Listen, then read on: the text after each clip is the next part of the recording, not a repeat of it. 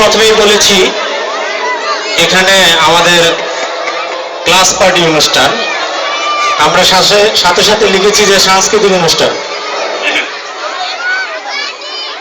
তো আমি একটি গুরুত্বপূর্ণ বিষয় আপনাদের সামনে উপস্থাপন করছি। আপনারা সবাই অবগত আছেন আগামী